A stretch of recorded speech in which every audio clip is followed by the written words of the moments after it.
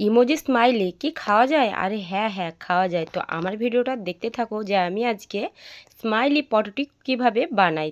চলো ঝটপট রেসিপিটা শেয়ার করি।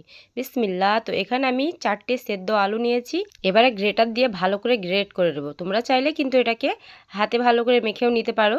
তো গ্রেটার দিয়ে করলে বেশি ভালো হয়। তো কোনো দানাদার থাকে না, একদম স্মুথ হয়ে যায়। তো আমি গ্রেটার নিয়েছি, গ্রেটারেই ভালো করে এই যে আলুগুলো কিন্তু আমি গ্রেট করে নিলাম।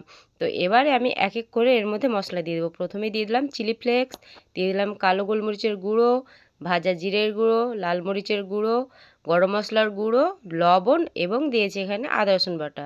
এবার দিয়েছি ছোটো বাটির 1 বাটি কর্নফ্লাওয়ার। অবশ্যই এখানে কর্নফ্লাওয়ারটাই ব্যবহার করতে হবে, তবে এটা কিন্তু একদম মুচমুচে খাস্তা হবে।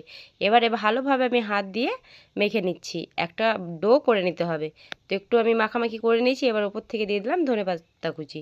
এবার আবারও একটু ভালো করে আমি ডোটাকে মেখে নেব। তো দেখো আমি কি করে মাখছি।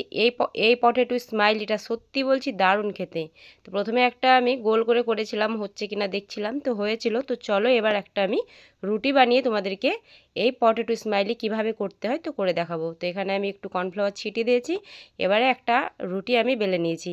তো এখানে আমি একটা ছোট বাটি নিয়েছি এটা কাটার জন্য। তো আমি এভাবে করে গোল গোল করে কিন্তু কেটে নিচ্ছি। তো এভাবে গোল গোল লুচির মতো করে কেটে নিতে হবে। তো বাকি অংশগুলো আমি ফেলে দেবো না, সাইডে রেখে দেবো পরে আবার বানানোর জন্য। এবারে এখানে একটা আমি ছোট কাঠি নিয়েছি। এবারে প্রথমে আমি এই যে চোখ দুটো বানিয়ে নিলাম। এবার স্মাইলিটা কিভাবে করে দিচ্ছি দেখো। খুব ইজি এটা করতে, বেশি সময়ও লাগবে না, কিন্তু খেতে খুব ভালো লাগবে, বাচ্চারা কিন্তু খুব খুশি হবে। তো দেখো একটা বানিয়ে নিয়েছি। তো এভাবে করে আমি সবগুলো বানিয়ে নিলাম। তো চলো এবার ঝটপট এগুলোকে ভেজে দেখাই। কড়াইয়ের মধ্যে তেল দিয়েছি, তেলটাকে কিন্তু হালকা গরম করেছি, খুব বেশি গরম করা যাবে না।